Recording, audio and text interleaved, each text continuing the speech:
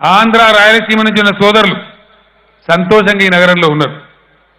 తెలుగు జాతి ఏదైతే నువ్వు మాట్లాడుతున్నావో హైదరాబాద్లో చాలా సంతోషంగా ఉంది, హ్యాపీగా ఉన్నారు. ఆంధ్ర ప్రాంతీయులు ఇక్కడ వచ్చిన వాళ్ళు మీరందరూ కూడా తెలంగాణ బిడ్డలే. ఇక్కడ మూడవ వీధిలో ఎవరు ఉంటాడో ఎవరికి తెలియదు, కాబట్టి అందరం ఆనందంగా ఉందామని చెప్పినాం. వాళ్ళు ఏ ప్రాంతీయులను చూడకుండా జిహెచ్ఎంసీలో కార్పొరేషన్లో టికెట్ ఇచ్చినాం, వాళ్ళందరూ కూడా గెలిచినారు. ఇలా ఎమ్మెల్యేలుగా నిలబడ్డ మిత్రులు కూడా ఉన్నారు, వాళ్ళు కూడా రేపు గెలవబోతా ఉన్నారు ప్రజల నగర ప్రజలకు ఆశీర్వచనంతో.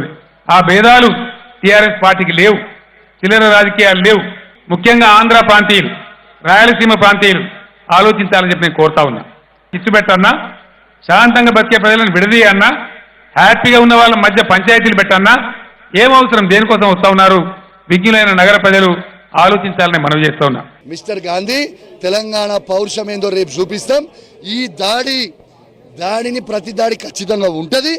మన అయ్య జాగిరా, ఇది మా అయ్య జాగిరి. తెలంగాణ బిడ్డ నేను, ఆంధ్రోనివి నువ్వు, కృష్ణా జిల్లా నుంచి బతకనికి వచ్చినవి నువ్వు ఇచ్చిపెట్టి వెళ్ళిపో మా తెలంగాణ నుంచి. మేము తెలంగాణ బిడ్డలము, నికార్సమైన తెలంగాణ బిడ్డలము.